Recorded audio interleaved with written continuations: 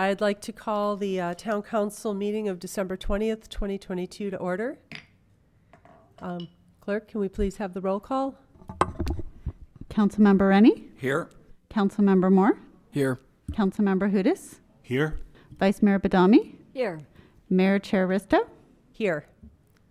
Thank you. Now if we can roll our video of our meeting guidelines and decorum. The public is welcome to participate at Town Council meetings, understanding that the purpose of the meetings is to conduct the important business of the town in an efficient and effective manner. At each meeting, the following expectations of civil conduct shall apply. 1. For the benefit of the entire community, the Town of Los Gatos asks that all speakers follow the town's meeting guidelines by treating everyone with respect and dignity. This is done by following meeting guidelines set forth in state law, in the town code, and on the cover sheet of the council agenda. 2. The town embraces diversity and strongly condemns hate speech and offensive hateful language or racial intolerance of any kind at council meetings. 3. Town council and staff are well aware of the public's right to disagree with their professional opinion on various town issues. However, antisocial behavior, slander, hatred, and bigotry statements are completely unacceptable and will not be tolerated in any way, shape, or form at Town Council meetings. 4. All public comments at the Town Council meeting must pertain to items within the subject matter jurisdiction of the town and shall not contain slanderous statements, hatred, and bigotry against non-public officials. 5. The town will go through the following steps if a disturbance results from a member of the public not following these rules. If participating remotely, town staff may mute the individual with an explanation for the record of why muting occurred consistent with this policy. If participating in person, the mayor may call a recess for violation of this policy, resulting in the immediate cessation of the audio and video recording and the council exiting the chamber. Staff will determine if the individual should be removed or if all members of the public should leave, depending on the extent of the disturbance. In the event that all public members exit, only the press would be allowed back in the meeting. Once the individual or individuals leave, the council would return to the chamber and the mayor would resume the meeting. Persons disrupting a council meeting may be cited for violation of the California Penal Code Section 403. These expectations of conduct also apply to meetings of all town boards, committees, and commissions. Thank you. Next, we'll be doing the Pledge of Allegiance, and I would like to call up Dominic Farwell to join us and lead the pledge.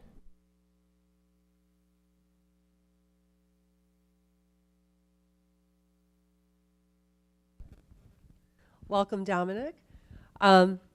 What I've got here, I've got some information. It sounds like one of the most interesting things, because it's right under his name, is he is the great-great-great-grandson of John W. Linden. And I think everybody knows Linden Plaza, knows this is a famous place.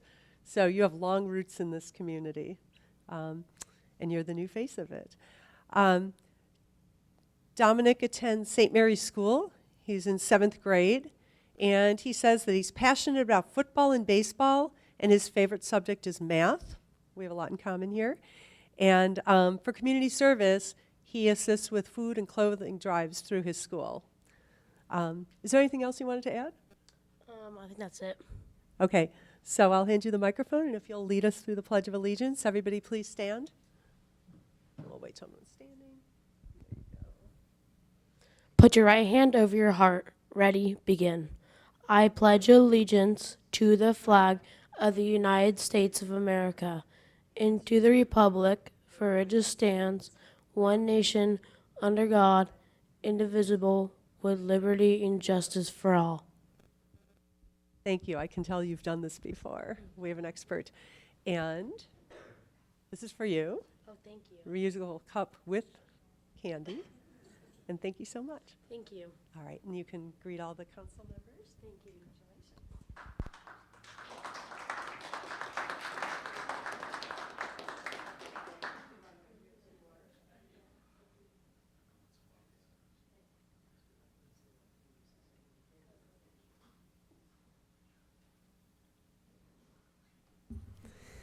All right, thank you, Dominic. Before we move on to council manager matters, I just want to remind people that we do welcome public comment. At Verbal Communications, you can address us on any topic that's not on the agenda that relates to town business, or for any of the items on the agenda. If you're at home, you can raise your hand at the appropriate time on Zoom. And if you're here, you can fill out a card in the back of the seat and bring it up to the clerk, and I'll call on you at the appropriate time. So, moving on, we will go to council and manager matters, and I will start with Councilmember Hudes. Thank you. On December 12th, I participated in a meeting of the Senior Services Committee, the road mapping writing committee, and I will report that they have finished their first draft that was then reviewed yesterday by the full Senior Services Committee.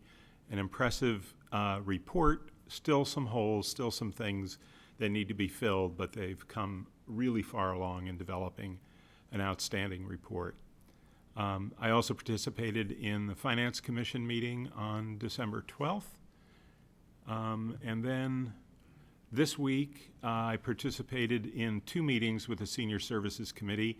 One was a meeting that was with Los Gatos Saratoga Rec, and particularly trying to understand all of the services that LGS Rec is providing and the financial basis for providing those services. It was a very productive and positive meeting.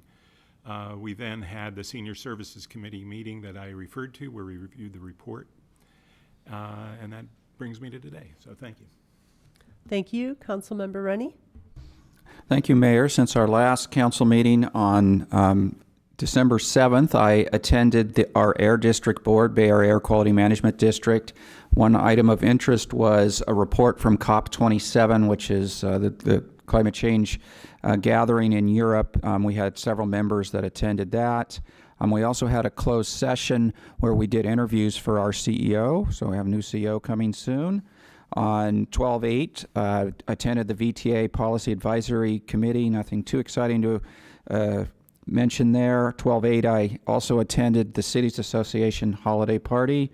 12/9, Councilmember Moore and I attended the swearing in for our new Assembly Member Pellerin that represents us. So Los Gatos was represented at her swearing in, and hopefully she'll remember us when we need resources. On 12/12, I at the Silicon Valley Clean Energy Risk Oversight Committee met. On 12/12, also the Bay Area Quality Management Legislative Committee met, and I'm the co-chair, and the chair was late, so I ended up chairing that meeting. We talked about our potential legislative activities for 2023 during that meeting. 12/12, I attended the Finance Commission with Councilmember Hudes. We did a thorough review of the ACTFR with only a few minor changes that were recommended. On 12/14, we had Silicon Valley Clean Energy Board meeting, but first we had a celebration for our outgoing board members, including Councilmember Sayak was an outgoing alternate and board member in the past. We approved an excellent legislative platform during that meeting. Also, our analysis shows us for the current fiscal year we're in, that's an October to October year, that we're going to have an extra $30 million in revenue. And so we talked about how to spend that $30 million. So as we approved some budget changes, we increased our electric rate discount compared to PG&E from 2% to 4%. So we gave some rate relief. We added money into our CARES and FAIRS low-income programs so that they are now getting about a 35% discount compared to other customers at this time when inflation is really hurting the low end of our income spectrum. We added money to our electrification incentive program for multifamily units for people that voluntarily electrify, mostly targeting installation of heat pumps. We put $9.5 million into that bucket, and then we created an electrification discount program for people that do a full electrification. We give them discounts on their electricity to encourage them for switching from gas to electricity, and we put $9.5 million into that program. And that's it for me. Okay, thank you. I'll go to Councilmember Moore. Thank you. So, since being sworn in last Tuesday, I've been busy trying to get up to speed with lots of meetings and reading. I did make the time to attend Diane Fisher's retirement celebration last Wednesday, and it was really lovely to see her presented with a commendation from the town of Los Gatos for her incredible leadership of the Jewish Community Relations Council. Diane serves as a leader not only in the Jewish community, but to all faith communities in Los Gatos, and she has been a fierce advocate for marginalized communities, which was especially showcased around this time last year with her organizing of the Los Gatos United Against Hate March. So I'm really glad we've had Diane's steady hand and ardent commitment to justice, and I know she plans to stay engaged in the town. Thank you. And Vice Mayor Badami. Thank you, Mayor. On December 14th, I attended the West Valley Sanitation Board meeting as an alternate board member. And earlier this afternoon, I attended a brief meeting of the Finance Commission that ended up being canceled due to a lack of a quorum. That's all I have. Thank you. Thank you.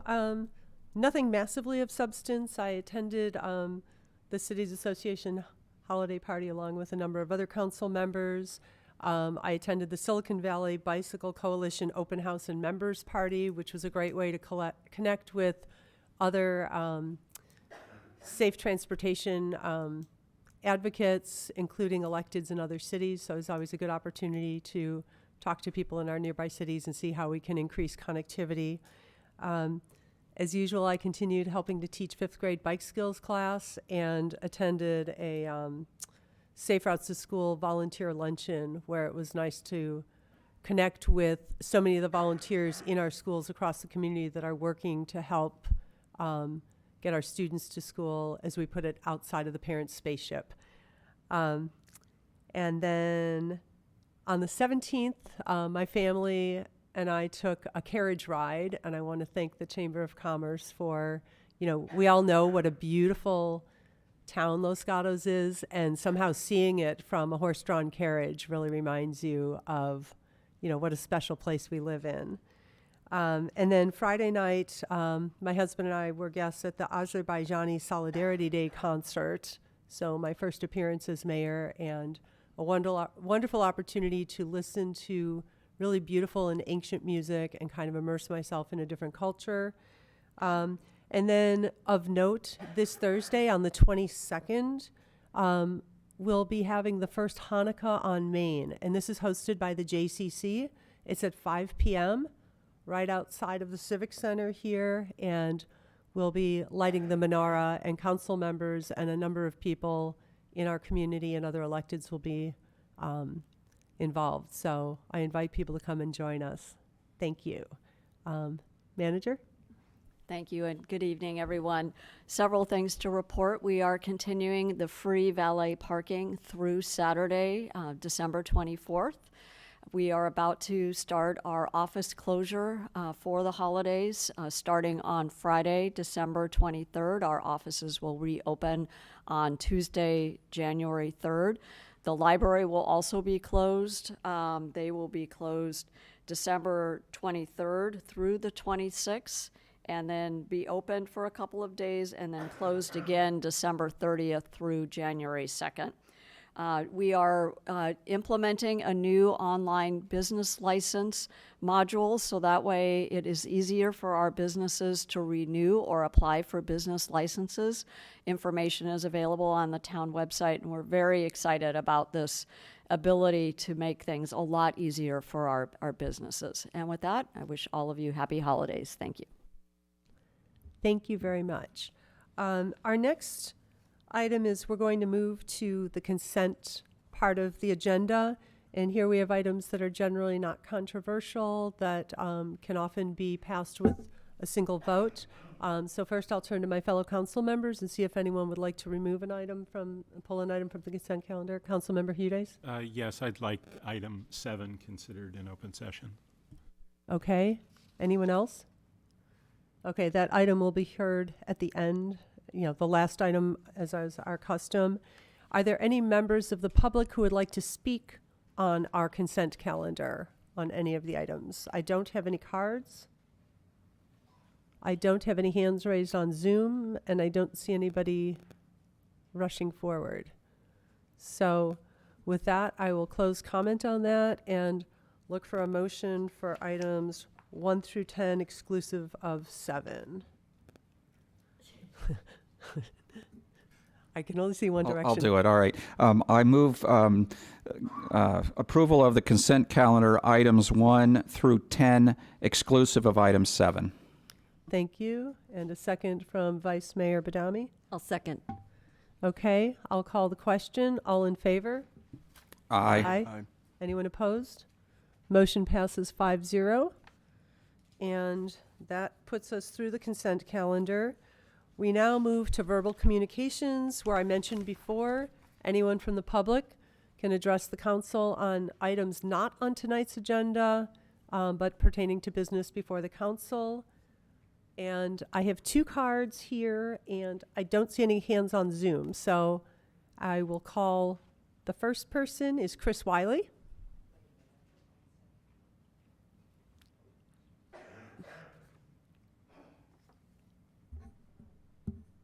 Good evening.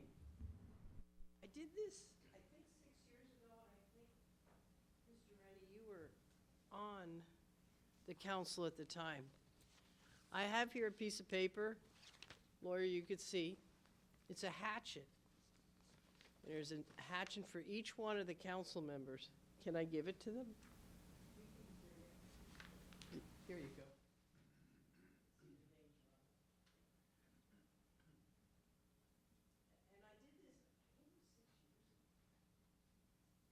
And we had a really tough election, as you all know, and a lot of stuff flew and didn't fly and went back and forth. I almost felt sometimes I had to wear a raincoat.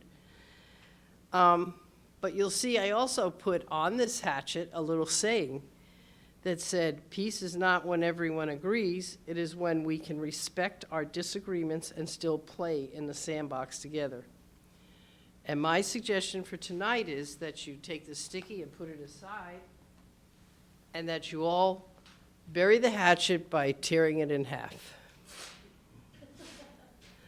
And that we go forward. It's not an easy, I mean, there's a lot of stuff on the agenda that we don't agree with, but at least try to start going forth with at least agreeing that we're going to have disagreements and go forth and try to work together as a team. So, you didn't want to tear your hatchet? Oh, you're going to keep it. Okay, that's fine. You tore it the first time you had it. Thank you, Ms. Wiley. Okay, and Happy New Year and Merry Christmas. Thank you. And I would say on my behalf, I think we have a very collegial council, and I think we've worked well together, and I appreciate our diversity of opinions while we do work together. So thank you.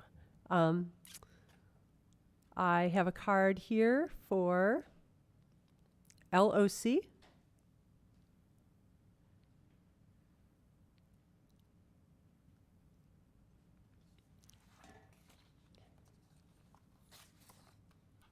Good evening. It's great to be here in person. And Dominic, I want to thank you very much for that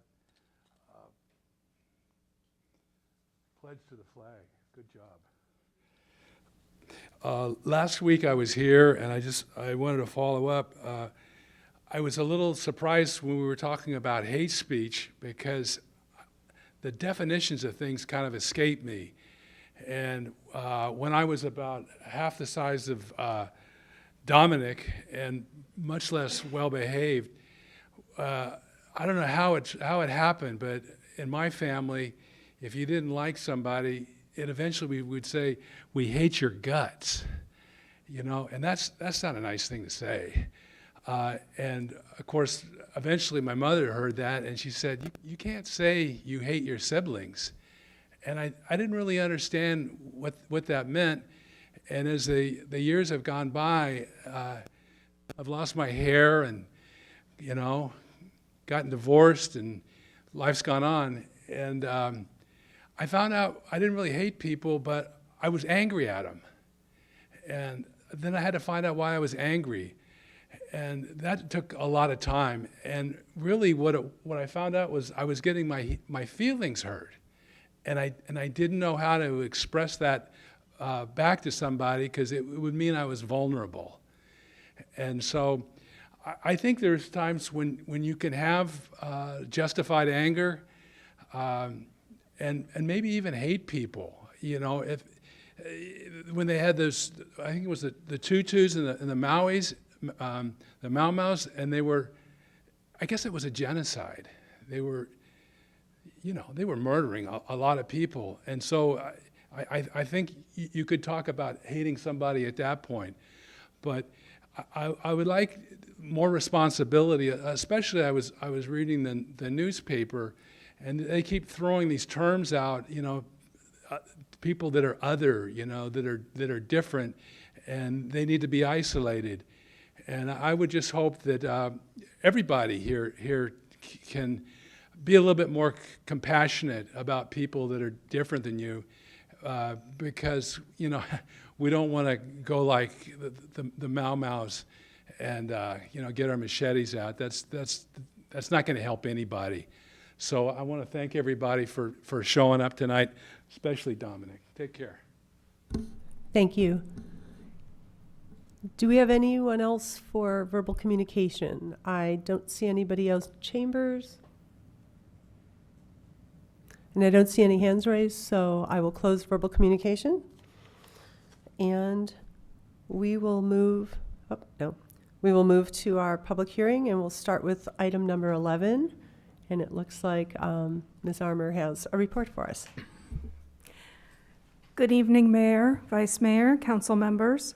The item before you is a request for a continuance to January 17th of an appeal of fence height exception at 755 Blossom Hill Road. On November 9th this year, the Planning Commission considered an appeal of a Community Development Director denial of an exception request for construction of a 6-foot-tall fence that was located in the required front yard setback, and construction of a vehicular gate with reduced setbacks. The Planning Commission denied the appeal and upheld the Community Development Director's denial of the fence height exception request. On November 14th, the decision of the Planning Commission was appealed by the property owners. Pursuant to Town Code Section 2920-280, the appeal must be heard within 56 days of the Planning Commission's hearing. And tonight's hearing is the only regular Town Council hearing that met that criteria. The applicant appellant is not available to attend the meeting this evening and has submitted a request for continuance. Staff recommends that the council open the public hearing for this item, invite the public to comment, and then continue the matter to a date certain. This ends staff's presentation, but we'd be happy to answer questions.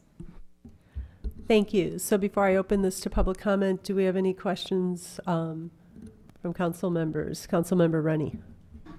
Thank you, Mayor. So there's not much information here because you weren't expecting us to cover this item. But when I went out and looked at the address, it looked like the fence was already built. So it was odd to me to see, a request for an exception and then us continuing it when it looked like it was already built. And that information wasn't here, but I want to make sure that I'm clear that the fence was already built. How did we get to this point? Just a little bit of information on the background. Thank you for that question, council member. Yes, it is actually something that started as a code enforcement case where the fence was constructed, and they were informed that it did not comply with the new fence regulations. And so one of the options was for them to request an exception to those regulations. And so they did go through that process, and then when that request was denied, they appealed it. We will provide a full staff report with the history and the details of what's being requested, and what the concerns from staff were for the meeting in January, because the applicant was not available to attend tonight's meeting. Thank you. Thank you. Any other questions? Okay, then we'll move forward with public comment on this item because this was a noticed meeting, and so anybody who would like to speak on this issue, I have no cards. I see no hands raised on Zoom. Anybody want to come up here and talk to us? Okay, so given that there is no one coming forward for public comment, we'll close public comment. And I'll be looking for a motion, and the motion would be to continue this item to, I have this here. So basically, we have opened this to the public hearing. We cannot move forward without the applicant tonight. And so I'm looking for a motion to continue the appeal hearing to January 17th, 2023.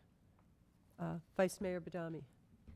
I have a question for staff prior to anyone making a motion. But in attachment 1, we do have a letter from the appellant, and he did not give a reason why he wanted it continued. So don't we normally get a reason from an appellant or an applicant why they can't attend a meeting? Thank you, Vice Mayor. I can say that they were unavailable this evening, and so we're, given that this was the only hearing that was available within the 56 days, we did need to bring it forward to you to meet the town code. Otherwise, we would have scheduled it for a later meeting. Okay. I mean, usually if you're unavailable, it's due to a sickness or you're out of the country or a family emergency. Unavailable is unavailable. So thank you for that explanation. Do I have a motion? Okay, Vice Mayor Badami. I'll try a motion. I move to continue the item to a date certain of January 17th, 2023, per the appellant's request. And second, Councilmember Moore. Second. Okay. Any discussion? Okay, I'll call the question. All in favor? Aye. No one opposed? So the motion passes unanimously 5-0. Thank you. And we'll be seeing that on the 17th. Next, we'll move to other business. Item 12, review and approve the town's response to the 2022 Civil Grand Jury of Santa Clara County report. And I'm sure we're going to be going to our town attorney. Good evening, Mayor and council members. This item pertains to a report that the town received from the grand jury along with other cities in Santa Clara County. The report concluded that there are often misleading ballot questions related to ballot measures, and the report provided 2 recent examples, one of which occurred with a special district and one of which occurred in the county of Santa Clara. The ballot questions are the 75-word or less statements that appear before the yes or no box on the ballot. And the grand jury made several recommendations. One recommendation was for the town to run its ballot questions by the county council for approval. The other suggestion was for the town to run its ballot questions by an independent commission for approval. Pursuant to state law, the town is required to respond within 90 days to the grand jury report. Staff has drafted a proposed response. The proposed response partially agrees with the finding that ballot questions can be misleading because the report itself provided 2 examples of misleading questions.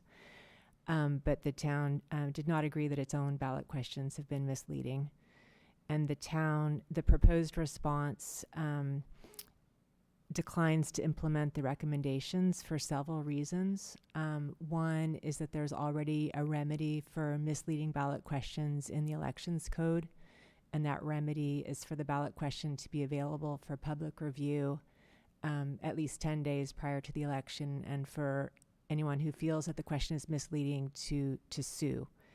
And then also The proposed response indicates that there's adequate public review because the town's ballot questions are discussed at public meetings and any member of the public can comment. And the third reason is often there's a time constraint to get a ballot question onto the ballot in time, and we often won't have time to run a ballot question by a third party. So the proposed response is included in the council's packet, and if the council agrees with the proposed response, the council can approve it, and then it would be signed by the mayor and sent to the grand jury presiding judge. Thank you. Do we have questions from council members? Councilmember Hudes. So I appreciate the issue and of misleading ballot measures. It's a really serious issue, and yet it seems to have continued for the 40 years that I've lived in California. And this seems to be an attempt to have some additional review. It doesn't say, for instance, that the county council will change, for instance, the ballot measure, but to review it and provide feedback, I believe. Is that correct? Yes. So let's just take the case of the really egregious measure by the water board to give themselves an extra term, misleading the public into thinking that there were not already term limits. How would we have dealt with an issue like that here if their language was correct? So for a town, are you speaking of a town ballot measure? Yeah, if there had been one similar to that here. So, I mean, speaking in very general terms, the proposed ballot question would come to the council for review, and then it would be discussed at a council meeting, and any member of the public who felt, or council who felt that the question was misleading could raise that issue in that forum. So my concern with that is with the water board, it was self-serving and it led to this ballot measure.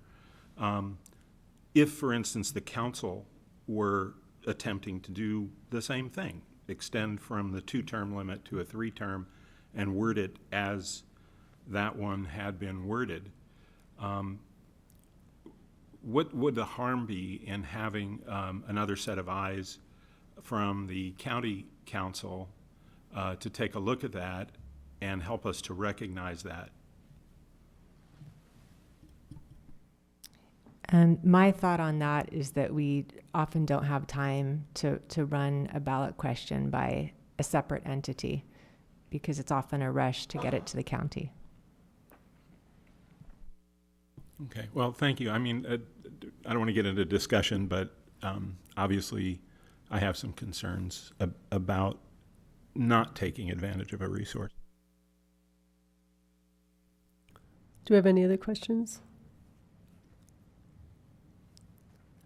Councilmember Rennie. I think the most obvious one is, and Mr. Hudes alluded to it, is the county council really a resource? Are they signed up for this? Are they staffed to do this? It doesn't sound like they are asking us. It's somebody else asking us to use them. So if they're not bought in, then we may not get anything back in a hurry if they're not staffing to do this, for example. Right. I don't have any indication that the county would like to do this. I don't have that information. Okay, I have a question. I mean, I know that there were 2 cases that were called out, but there are a lot of ballot measures in every city, and they could only find 2.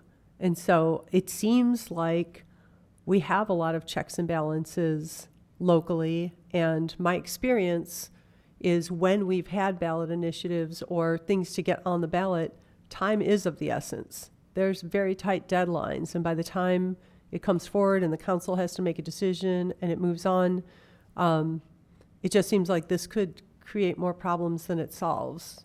And So I don't know. I don't know what will happen if we submit this letter and we decide that, I think for the reasons that you stated, that there's already a remedy, the ballot's reviewed at a public meeting, and it can create a time constraint. What would be the next step if we do go forward with this letter? Could you walk me through that, please? The grand jury will review the letter, and then I expect that they would call town staff if they have any follow-up questions. Is there enforcement possibilities, or, is this essentially a recommendation that we can take or not? This is advisory, or is there... It's a recommendation, and there's no obligation on behalf of the cities to implement the recommendations. Okay, thank you. I think if we don't have any other questions, I'll open this to the public. Councilmember Hudes. Yeah, the other question, which is pretty obvious, is what are other municipalities doing? I imagine all of those on the list that are in the report are doing a similar thing right now. How are they responding to the grand jury, and are any of the other organizations, Cal Cities or any of the other organizations responding to this? I've spoken with several other cities in Santa Clara County, and they're proposing to send responses that are similar to the proposed response in the council packet. Thank you. Great question. Thank you. I have no cards in front of me. Is there anybody here who would like to speak on this topic? And I'm looking at our Zoom participants, and I'm not seeing a hand raised. Okay, then I will close public comment on this item and turn to the council for discussion or a motion. Councilmember Moore. Thank you. So what authority would the county council have if we were to send this to them? Would they make a recommendation back to the council, or could they, change the language? How would that work? Since the county is a separate entity, they wouldn't have authority to change the town's ballot question. But I think what the grand jury was proposing was that they have the ability to make recommendations to the town on ways to edit the ballot question.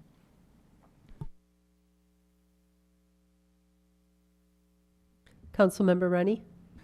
The problem I have with this is it's all sort of, the good guys are going to do it, and, in this case, the example is the water board just wouldn't send it there because they were trying to be misleading in what they were doing. So I'm really struggling with this. It's more of a statement, I think. I'm struggling with the usefulness of this, or maybe the question. One question I was thinking is, yes, we could agree, yeah, we're going to do it, and we could submit it, and we're worried about time, and if time runs out, we can just go on without their responses to us. So in effect, it doesn't actually hurt our timeline as long as we don't have to wait for them and we submit it anyway. I assume that's possible? Yes, that's possible.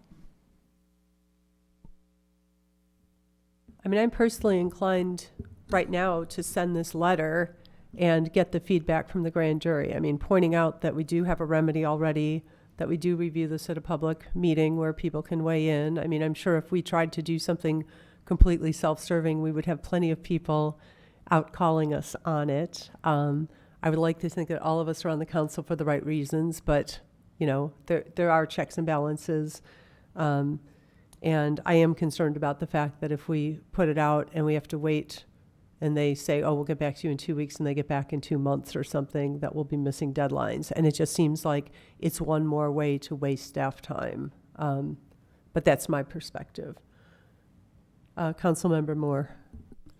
I would tend to agree, and I think I hear the sentiment, and I agree that there are these real issues with the ballot measure process, but I think that's a more fundamental issue that this doesn't seem to be, this doesn't seem to be getting to the heart of the issue very well. Anyone else? I saw 2 hands. Councilmember Hudes and then Councilmember Rennie.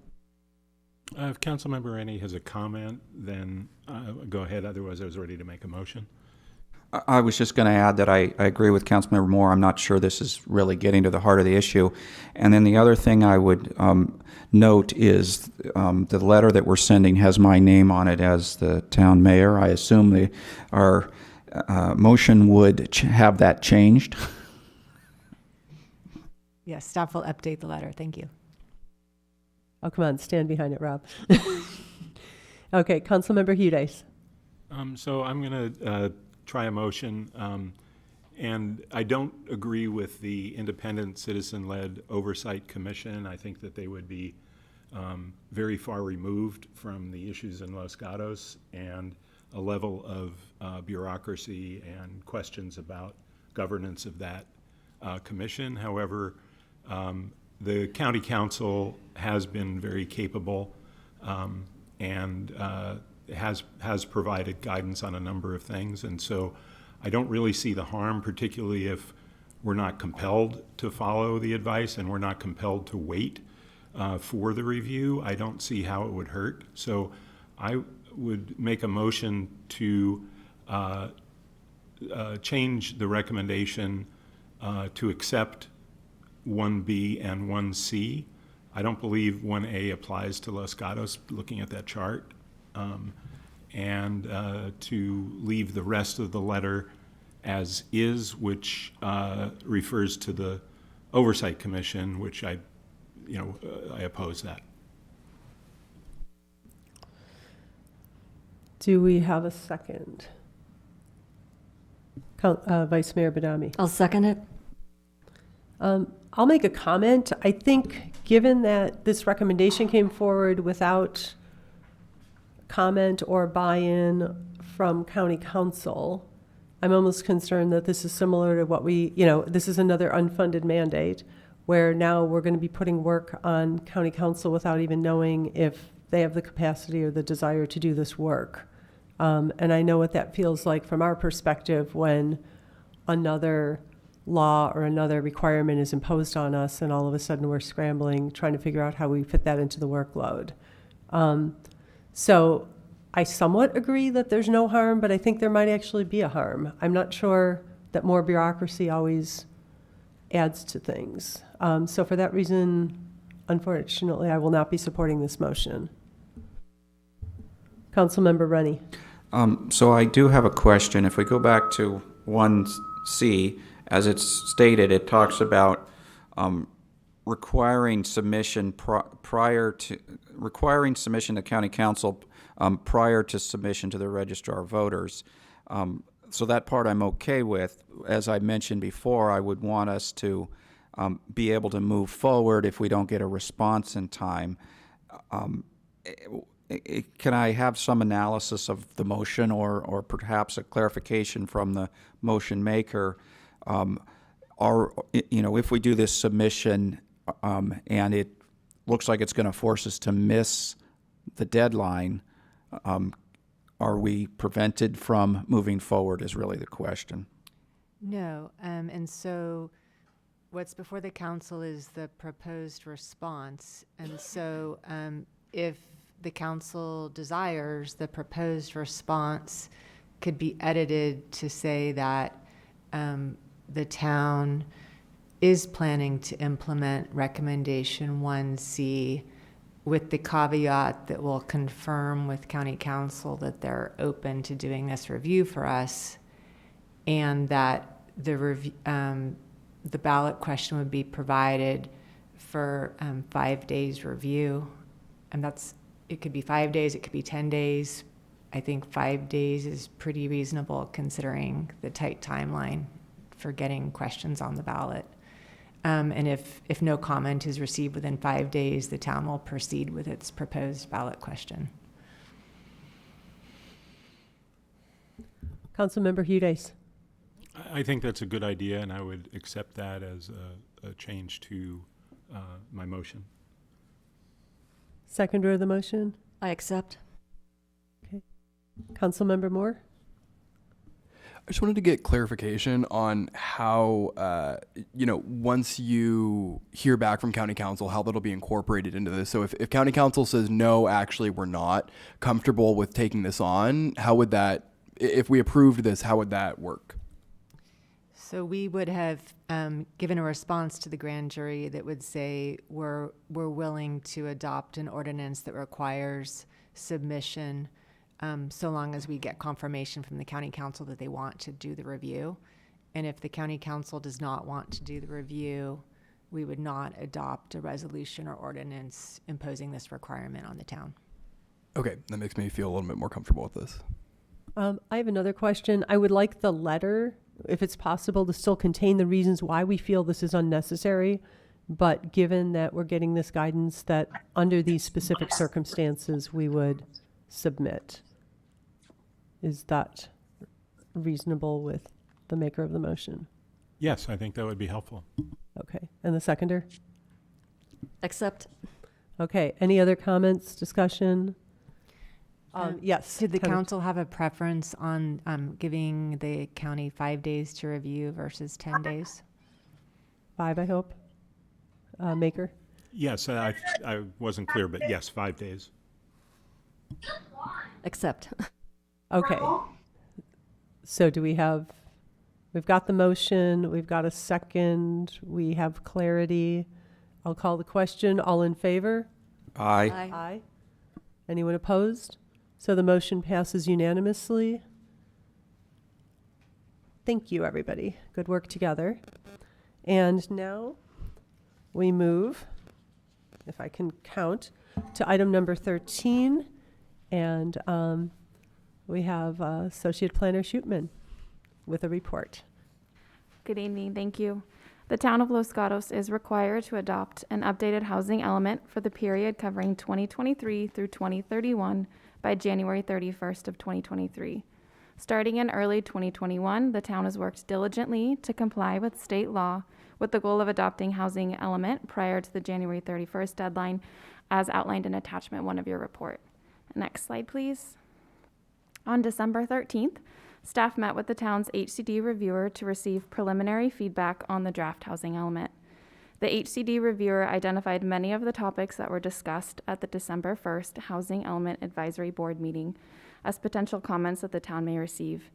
And they include the status of the referendum and an analysis of its impacts on the housing element, additional analysis of the housing needs assessment utilizing local knowledge, further details of the capacity for sites within the site inventory, an additional analysis on the town's governmental and non-governmental constraints, additional data regarding affirmatively furthering fair housing efforts, more detailed timelines and performance metrics for the implementation programs, documented compliance with state law, and finally, additional information for the town's current pipeline projects and the projections that were used for calculating accessory dwelling unit and Senate Bill 9 projects.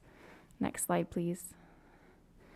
Under the Housing Accountability Act, Bay Area jurisdictions who do not have an adopted housing element that is in substantial compliance with state law by January 31st could be required to approve a residential development, even if it does not meet the local general plan and zoning regulations.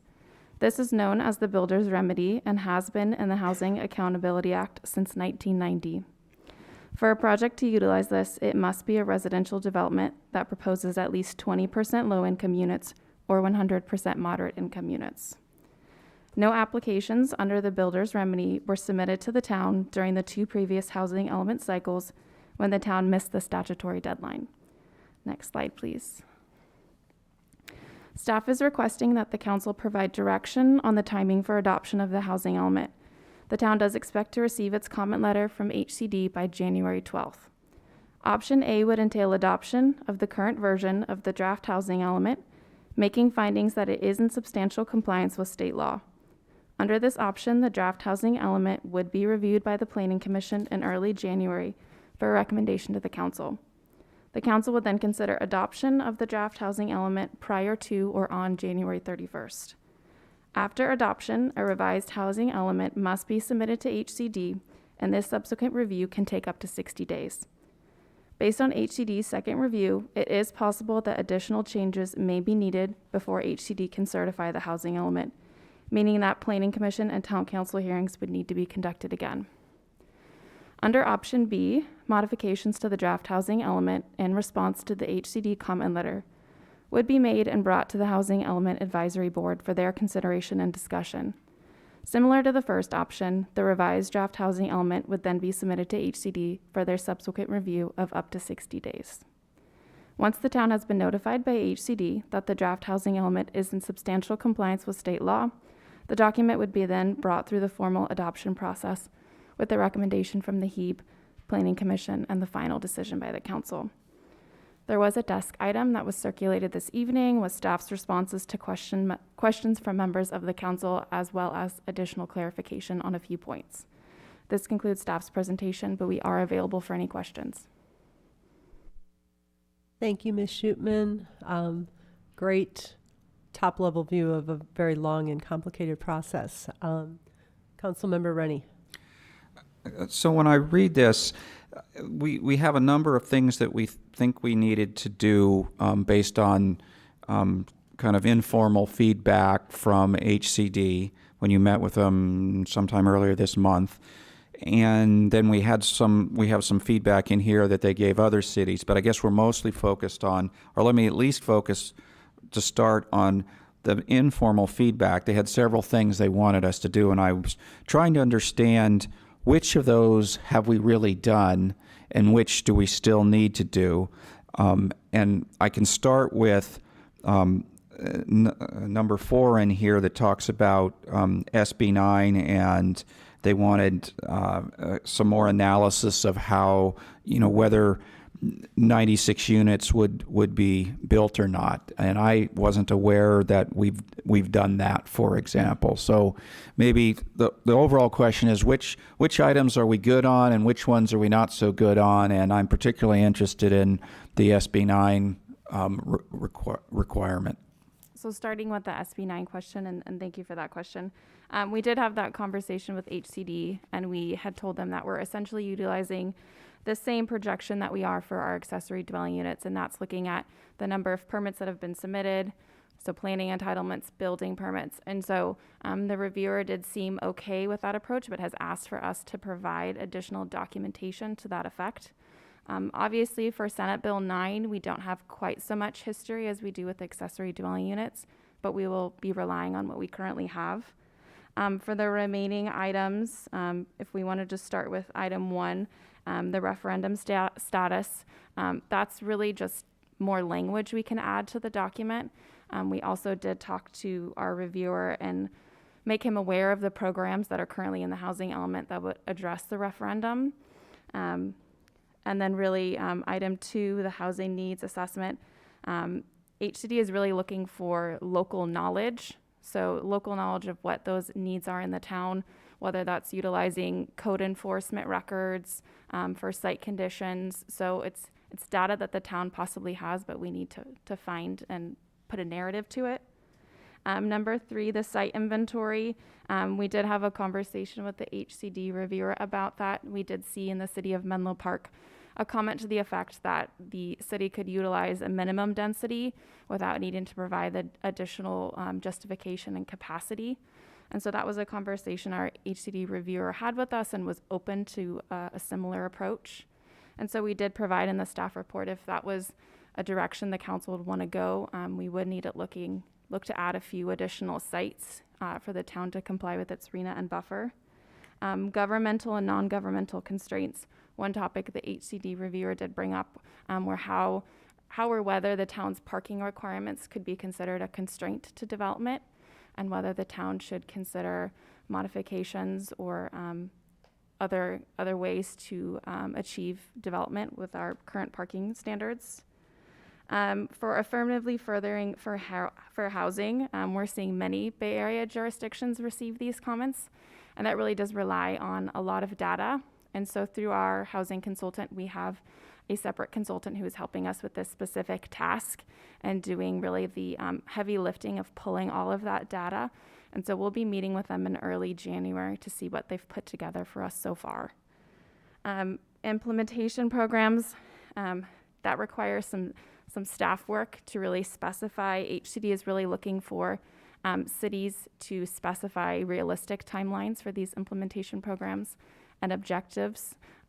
So that hasn't been completed, but it's something that staff is working on doing. Number 7 was talking about documented compliance with state law. And so we did receive a comment from HCD that our current ADU ordinance and density bonus ordinance is out of compliance with state law. And so we would need to add a program in the housing element that it would be modified to comply with state law. And so if I could go back to the site inventory, what if we, the council, decide we don't want to go to a minimum density? Did they say they wouldn't accept it? I mean, are they saying we must do that? I don't understand. Thank you for the question. I'll start it, and Director Paulson may want to finish. We didn't receive that sort of feedback. It was just that we need additional justification. There are a few sites within our site inventory that are less than half an acre. And so that's one of those checklist items that HCD is looking for. So we need to describe more analysis on why we think it's realistic for those sites that are less than half an acre to be included within the site inventory. Okay, thank you. Did Director Paulson want to add to anything? No? Okay, Councilmember Hudes, you had your hand up, right? Okay, answer. Anyone else have any questions before I open this to public comment? Okay, so I'm opening this to public comment. I have no cards in front of me. If there's anybody who wishes to speak on this housing element item. I'm looking on Zoom, and I don't see any hands raised. I'll give people a second. Okay, we have no public comment on this item. So I'll close the public comment and move to discussion among the council members. Councilmember Moore. Continuing on that same sort of train of thought, I appreciate the desk item. That was really helpful. And so if it seems like these things like the SB9 and the minimum density, if we went to minimum density, it seems like it's going to be a lot easier for HCD to approve. And it doesn't seem to be that huge of a difference. So if we did want to implement some of these recommendations like here that you have with SB9, the all these things under the site inventory, what would that process, is that something we would do tonight, or is that something that we would want to do throughout the housing element process? Thank you for the question. I'm going to have Director Paulson answer that. Thank you all. Jennifer Armour, Planning Manager. I'll actually get started with that question. So responding to the comments from HCD is something that will be required in order to get to the point where they state that it is in compliance with state law and can be certified. So as Jocelyn Schutman stated, that is going to be part of the process, regardless of the recommendation that and direction that Town Council provides tonight. What we are looking for clarification on and direction on tonight is whether there is an interest in having us move forward with the current draft of the housing element to take it to Planning Commission and then to Town Council so that there is an opportunity to consider adopting that prior to the January 31st date as part of this process. But in either way, we will be working with our consultant and staff, and then with the HEB and Planning Commission and Council to make sure that we are fully responding to the comments from HCD. And if I could just add, the Housing Element Advisory Board did meet on December 1st and had a very similar staff report that laid out the proposed approaches to addressing the anticipated comments. And at that meeting, the board did endorse the approach that staff was recommending. So we do have some input from our citizens who are helping us with this effort. Thank you. Thank you. Yeah, if I can follow on with that, because I'm on the Housing Element Advisory Board, and our other member is Councilmember Sayak, who is no longer on here. So I just wanted to point out that the discussion around minimum density, the concern was, or the thought was, going down to minimum density will require less justification for each of the sites for them being developed. And I think one of the balancing things that was discussed was that right now we're submitting our sites with a 15% buffer. And given that almost all of our sites are redevelopment, there's already something there. This isn't blank land, that a 15% buffer may not be considered sufficient, but we may get some relief on that by justifying our sites by looking at the minimum density. So the trade-off is we would need to identify more sites to get to those numbers. The reality is with redevelopment, a lot of these sites may not develop in the next 8 years, and that we may still be able to have a 15% buffer if we're assuming lower development. At least that was what I understood in our discussion, and it was unanimous by the housing element to go in that direction. So I don't know if that's helpful to my fellow council members. It seems like we have a lot of unknowns and a lot of uncertainty, and we're just trying to figure out how we can move forward in a reasonable way. Councilmember Hudes. Thank you. And I have not paid close enough attention to the Housing Element Advisory Board, and been difficult to watch the recordings or listen to the recordings and learn very much. So I will be joining the Housing Element Advisory Board, and so if the questions that I'm asking now are maybe just to inform me. So the first question is about the table under item 1 on page, can't see the page number, page 3 of 8. So it refers to the 2020 general plan designation and then the 2040 general plan minimum density and typical density. But hasn't that land use that's referred to there been rescinded? Thank you for the question. Yes. So the 2040 land use element was rescinded. And so we're utilizing the 2020 general plan designations in terms of their descriptions. However, this housing element, in order to comply with our RENA, we are utilizing the 2040 densities within that land use element. So is that foundational, the 2040 general plan reference when we submit this to HCD? Thank you for the question. So we don't have this particular table in our draft housing element, and we have a bit of more of a narrative that really explains the densities and how we are approaching this. And so we also have implementation program BF and BG, which where we're describing these increased densities. And so in our conversations with our HCD reviewer, we so far got initial feedback that that was a comfortable approach. Okay, and then maybe a follow-up question. So I don't recognize the designations that are next to the numbers because the names are different in the 2040 general plan. So it's a little hard, but does any of this imply or state that we are going to do town-wide upzoning of any of these designations? No, so the programs BF and BG within the housing element do specify that we are only talking about the sites that are included within the site inventory. Okay, great, that's helpful. That's illustrative of my blind spot. I didn't know what those were. I had some other questions. Is it okay? A little bit different? Yes, actually, if I can add on though, because from the housing element discussion, I realize that is confusing. When we talk about 2040 minimum density, I think what we understand is that with the two elements rescinded, our housing element can't go forward. And so with the implementation programs, we have to look at the densities that were stated and make sure that we have the right densities at our housing element sites. And so I think you understand this table is for our use, but knowing that for sites within the housing element, we need to get to higher densities than what's in the 2020 plan. So I think that's what we were walked through, and it sounds like that makes sense. So yeah, continue on, please.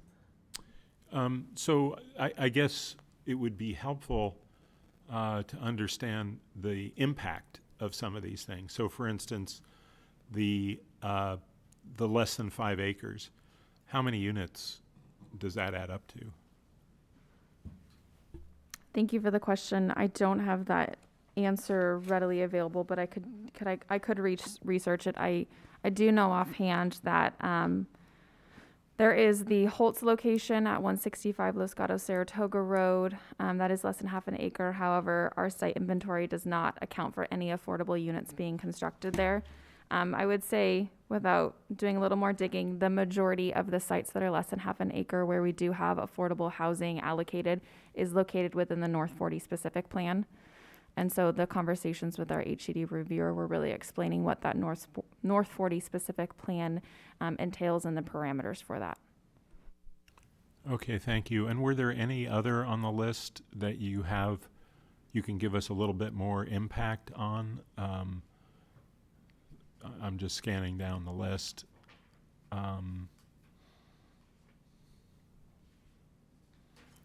It's a little hard to tell because they're just sort of topics. The detail that you gave verbally was very helpful.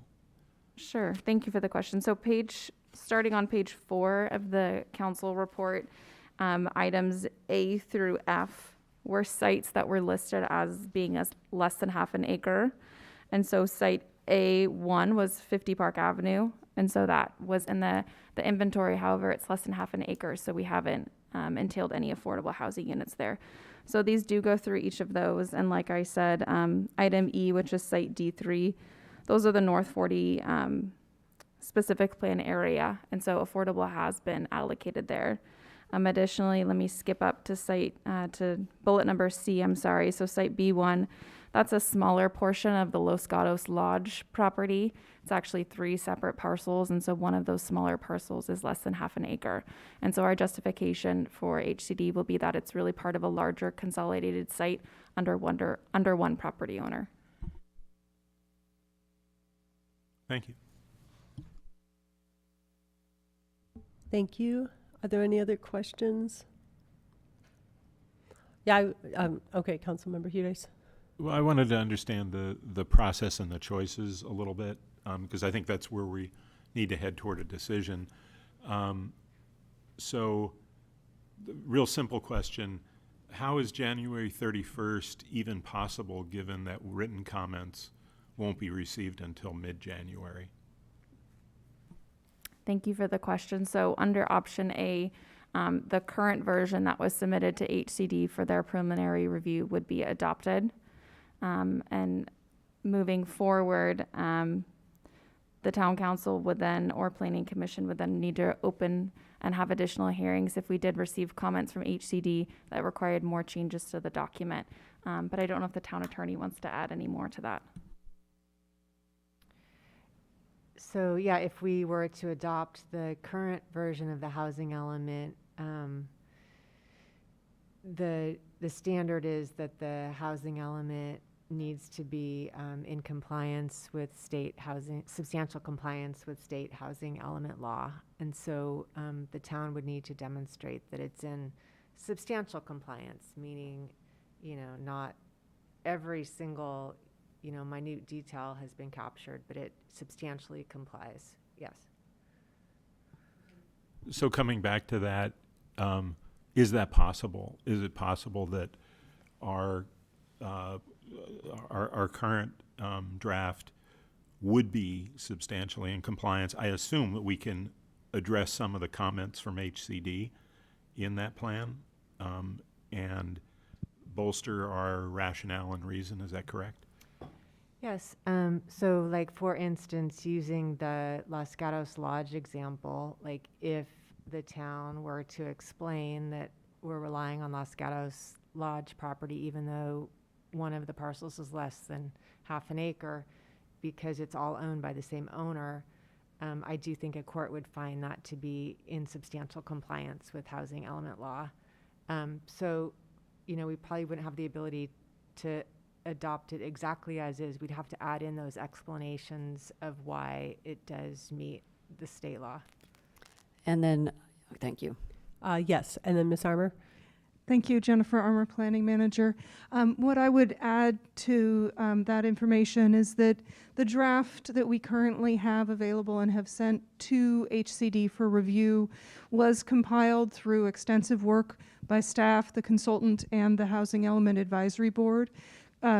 purposefully and targeting the intent of coming into substantial conformance with the state regulations.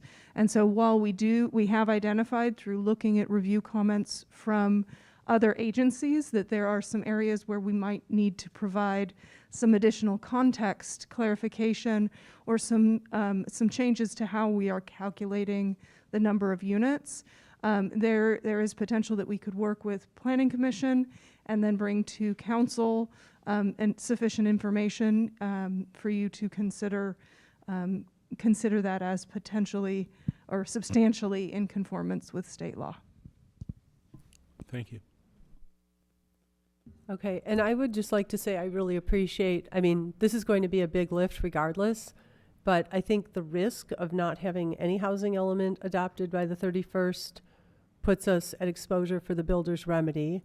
I understand that in the last 2 cycles it was not used, but I also think that we're in a whole different landscape right now, and I think our public has expressed concern over that. Councilmember Hudes?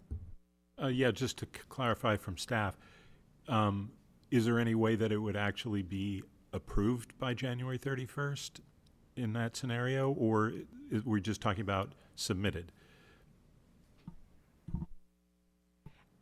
Staff is proposing as one option that the council adopt a housing element that's compliant, and then the certification would occur after that. But the statute itself refers to adoption, the builder's remedy statute. I see. So it does not refer to acceptance by HCD. Correct. It I says, see. yeah. Okay. That's very helpful. Okay, that is an important distinction. Councilmember Moore? So it seems highly unlikely to me that that if we try to get this in by the 31st, that it will end up ultimately being that draft is the one that's approved. It seems like it'll probably have to come back to us.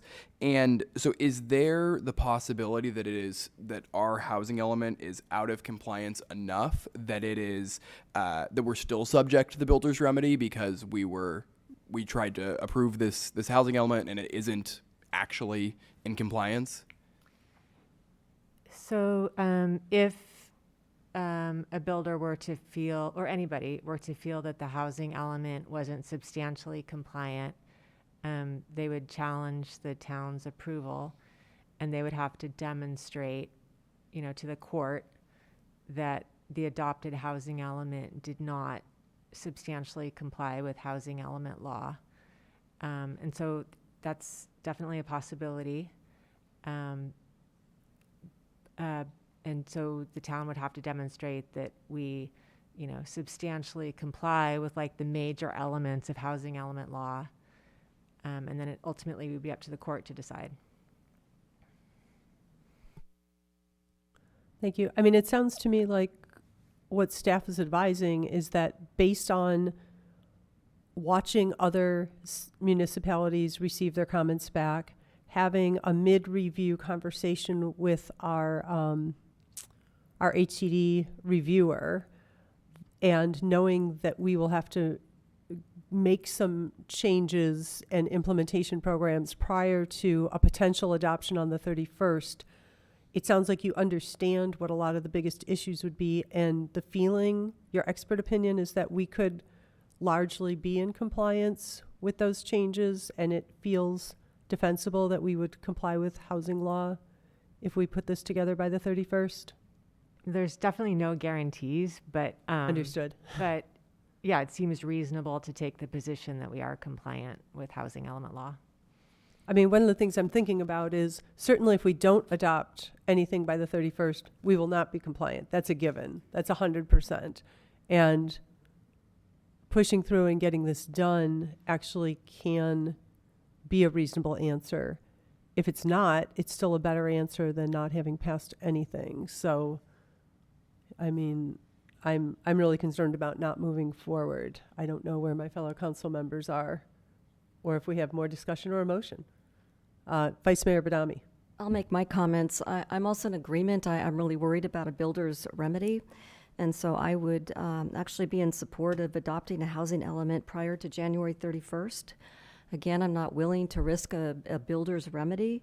I'm willing to risk changes at a later date, even if it means using up to 2 of our 4 general plan amendments for this element.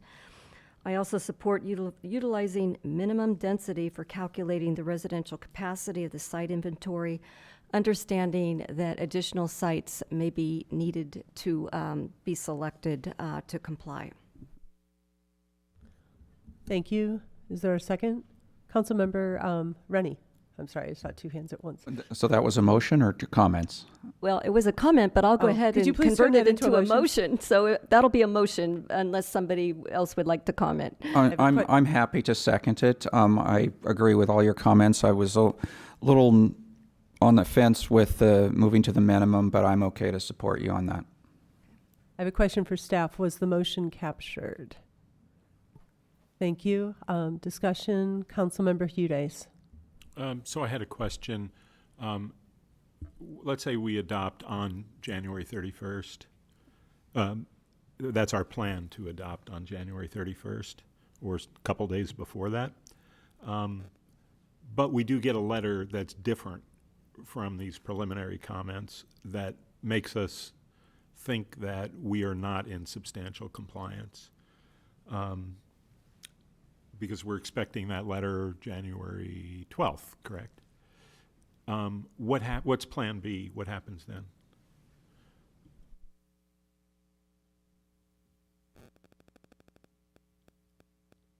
Thank you.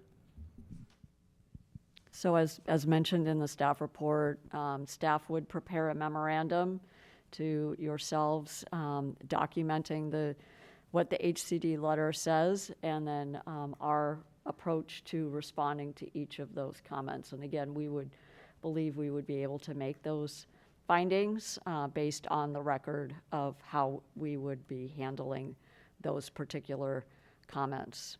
And I'll just look to Director Paulson if he wants to add anything more, but we would provide you a crosswalk, so that way there would be a link between the letter and the motion and action that would be before you. Thank you, Community Development Director Joel Paulson. I don't have anything to add. I think we're going to have to wait and see what that letter includes, and then what we might be able to pull together before that final potential action. Yeah, thank you. And I'll support the motion. I do think we should think through what that Plan B would be if the HCD letter says it's, that it's clear that we're not in substantial compliance. We should think through what we're going to do if that's the case, and maybe that would be helpful to include in the staff report when this is coming forward to the council, but I'll be supporting. Thank you. Any other comments? Councilmember Moore. My kind of final question is on the SB9, going back to the SB9. So we've made this, in the motion, we've made this modification to the minimum density. It also seems like from staff's comments that SB9 is going to be a little bit of a hang up for HCD, especially given we've only had a few SB9 applications. Is that fair? Do you think, does planning staff think that our SB9 of 96 units could potentially be a hang up for our housing element?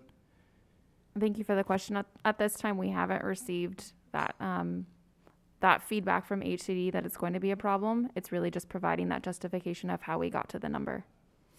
Okay, got it. Thank you. Okay, any other questions?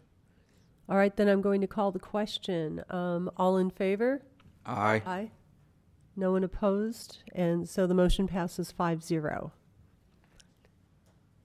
Thank you.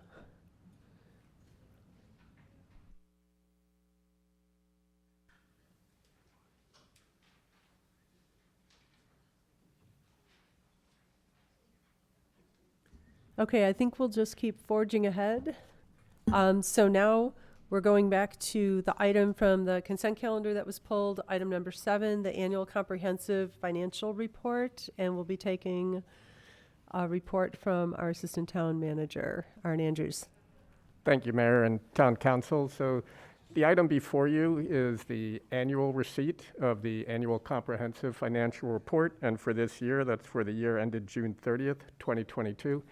In addition, on this item is adoption of a resolution which confirms fund balances. That's per GASB 54 and per your own general fund reserve policy. So those are the two items before you. The annual comprehensive financial report is really an accounting exercise as opposed to when we are discussing budgetary items. This is a summation of the fiscal matters of the town for the preceding year, so for the year ending June 30th, 2022. As part of this process, we contract with an independent auditing firm. In this case, the firm is Chauvin and Associates LLP, and they monitor and test the data to make sure that there's a reasonable assurance and accuracy with the data that's presented here. And then also as part of this exercise, we create a narrative that tries to explain the material changes from a prior year so that our audience, which is our residents, it's yourselves, it's also certain bondholders, so they get an appreciation for what's transpired throughout the year and what is deemed to be kind of a material change from the prior year. You will also recall that as part of Measure A, the Finance Commission has a role in reviewing the annual financial report. They met on December 15th, and you will see a summation of elements of their discussion and their review and the items that they highlighted that they would like to see incorporated into the annual comprehensive financial report. You will see a red line version. Staff agreed with all their recommendations, and they have been incorporated. You will also see that there was a desk item issued today. There was a question about wanting to get a better appreciation for what transpired on December 15th when the Finance Commission did meet. And you will see from the chronology of events, the meeting basically started off kind of acknowledging that we're going to follow a process similar to the one we followed last year. And then it was a presentation from the town's independent auditor. As part of that presentation, it concluded with the assessment that there's no exceptions in audit opinions, no material weaknesses, no disagreements with management, and no significant passed on adjustments. That then moved into an additional Q&A. The Q&A with the auditor then concluded with no further questions. That then moved into additional Q&A with staff now, and on occasion the auditor, and that was responding to commission questions. And you can see that that segment of the meeting ended with no further questions of staff or the auditor. We then reached a moment where the chair, Chair Dickel, opened for public comment. We did have members in attendance, but there were no public comments. And then staff started to provide an assessment of what we thought were the relevant elements of the ACFR, and then that discussion continued with more Q&A between the commission and staff. At that point in the meeting, Chair Dickel asked that staff respond directly to some of the written comments that we had received, and you'll see that section of the meeting lasted approximately 13 minutes, where staff and the commission discussed any written comment we had received up until that point. Right after that, myself, Liaison Andrews, to the commission, I provided a recap to the commission to make sure I captured all their recommendations correctly so that we knew what we were going to be returning with in terms of a written statement of what their recommendations were. And then at the end of that, staff confirmed that they will continue to accept commissioner questions throughout the period. And to date, we have not received any additional commissioner questions. You will see that at the conclusion of the meeting, Chair Dickel summarizes the proceedings as what he perceived to be a positive experience. There are direct quotes here. And then at the very conclusion of the meeting, after this item had already been closed, Chair Dickel confirmed once again that staff has no disagreements with any of the recommendations, and we affirmed that we have no disagreements. And with that, myself, we have Director Angvari here. I believe we might have Sheldon in attendance? And we do have the auditor in attendance on Zoom, Sheldon Chauvin. Thank you. Thank you for being so prepared. Do we have any questions from council members right now? Councilmember Hudes. Just one about the process that we're following. Are we trying to meet a statutory deadline of the end of the year? So there is not a statutory deadline. Historically, though, we have concluded this process around this time frame, and part of that is to coincide with the ability to receive the GFOA award. But to answer your question, there is no statutory deadline. Anyone else?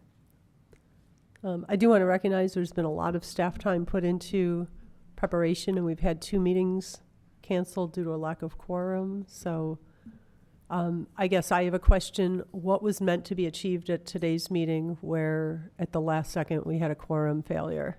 Sure, so thank you for the question.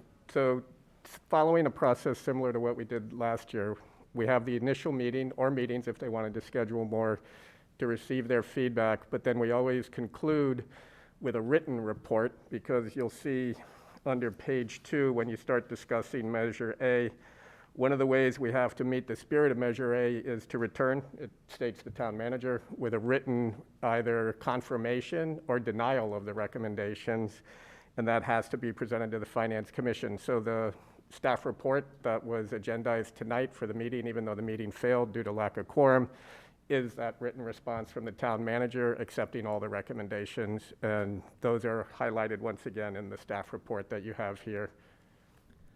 So I guess my question is, was there an action item at tonight's Finance Commission, or was it receiving the report? There was no action item. It's similar to yourselves. It's suggesting that they provide recommendations if they have them. It's saying that we will facilitate that discussion and that transference of those recommendations to the town council, but it's not an action item. That being said, if we had a quorum, we probably would have asked for a vote because it would have been nice to have the record reflect whatever the composition of the vote was, but there's nothing in Measure A from staff's perspective that requires a vote of the Finance Commission. Okay, thank you. Vice Mayor Badami. So question for staff. So the purpose of the meeting, would it have been an opportunity for commission members to provide additional comments for council, and with their absence that they weren't able to do so, so we count on the previous comments? To answer your question, yes, it would have been another opportunity for them to provide comments. That being said, we did say at the last meeting we would accept comments from commissioners right up to the meeting, similar to what we would do for council. We'd either create an addendum item or we'd create a desk item, and staff received no comments up until the start of the meeting. Both the town clerk and the town attorney opined that because there wasn't a quorum, we should not discuss anything. We should conclude the meeting. And so at that point, the meeting was concluded. The chair was present. The chair had statements he would have liked to have made, but the decision was the meeting should be concluded. So I'm going to assume that means nothing that transpired tonight can be reflected as part of this record and this public comment. Okay, one more question, if I may, Mayor.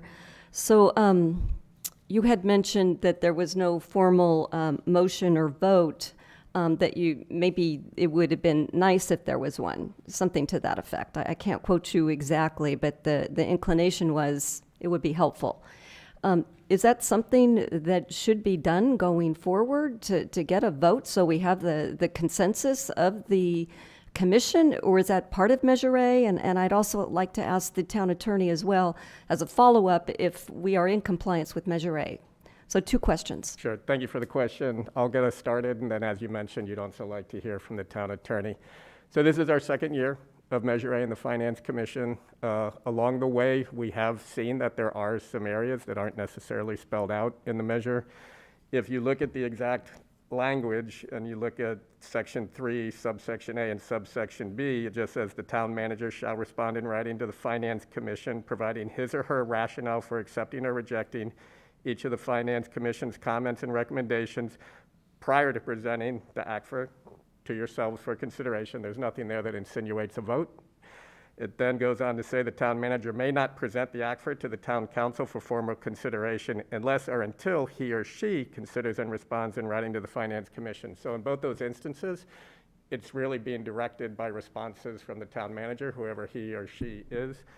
And then at the very beginning, it just says, review the town manager's draft annual comprehensive financial report for the preceding fiscal year and provide written comments and recommendations. So once again, there's nothing really explicit about a vote. It says we want your advice, we want you to review it, we want recommendations from you, and then the onus is on the town manager to decide if those recommendations are being accepted or rejected. Thank you. So Okay. I can follow up on your question regarding whether the procedure that was followed is in compliance with the town code as it was adopted by Measure A.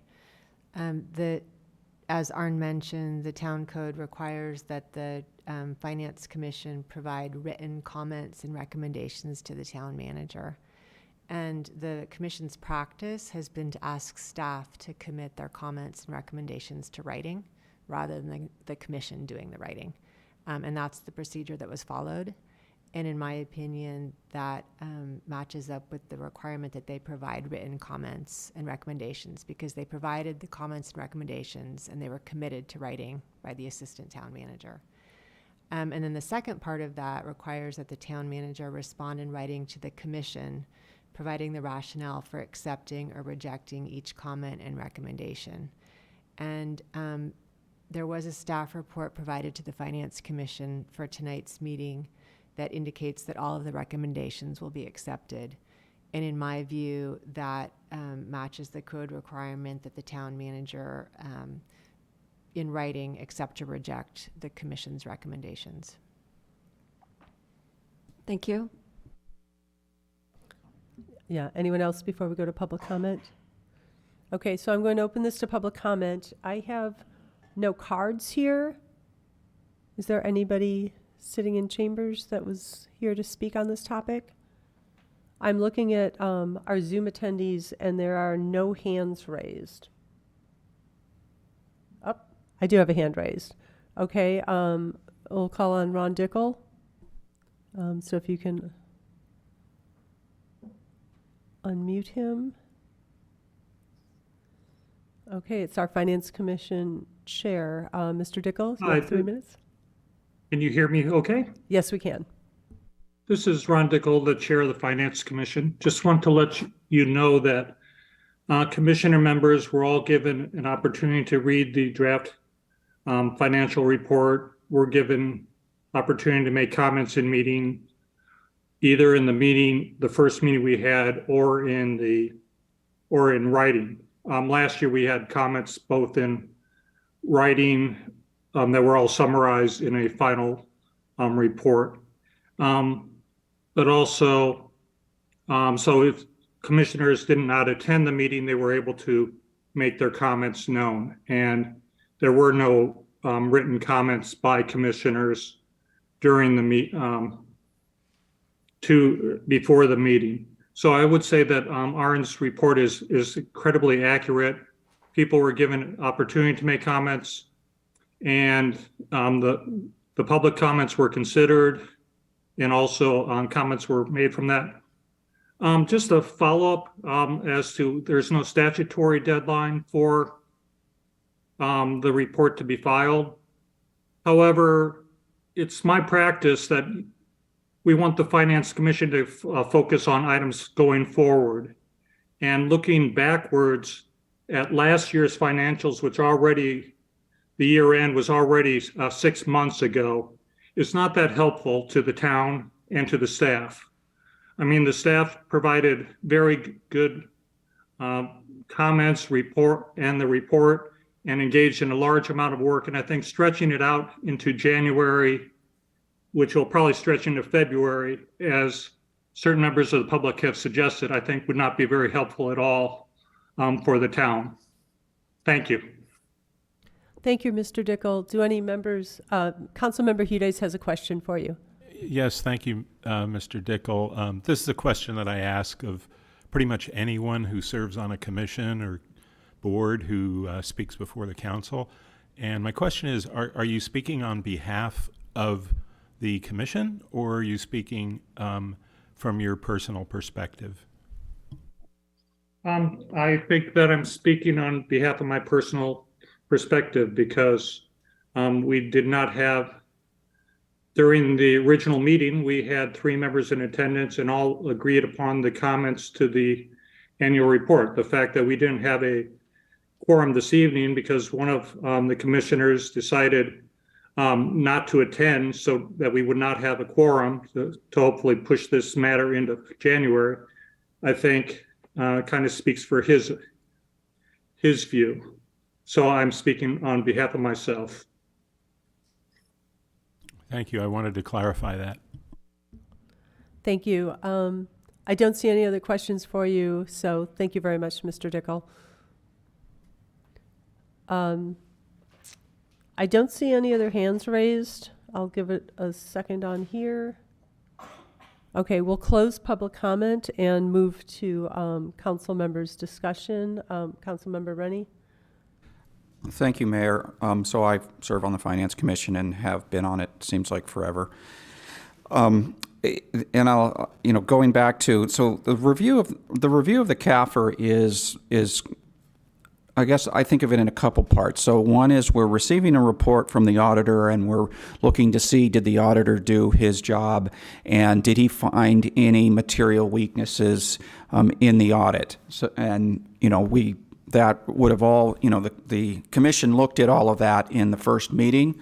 There were no material weaknesses reported by the auditor, and we couldn't find any problems with his auditing work. The second part, where the commission has been extremely valuable over the years, is working on the management discussion section. And it's been at least 5 years I've been saying, I think we've been working on improving the structure of that. We had huge changes maybe 5 years ago, and still some more 3 years, maybe it's 4 years ago, 3 years ago. Last year we got to only a few changes, and then this year, as you can see in the red line in the report, we every year staff has been including all the ideas from before. So you saw this year there were only about 5 places there were small red lines added. So I really feel like the commission was able to do all of their work on that in that first meeting, and some of them started traveling because they didn't even feel like they needed to be here after they had done that review. Let's see if check my other notes. I go back to what Chair Dickel was saying. Since we've really done the work of making sure this is a good document, it is a backward-looking document, and we have a tremendous amount of work going forward. We should be having our Finance Commission focus on helping us get through our structural deficit. We've been talking to them about new revenue ideas, cost-cutting ideas, but we have a lot of work ahead of us on that. And I think that's what Chair Dickel was alluding to.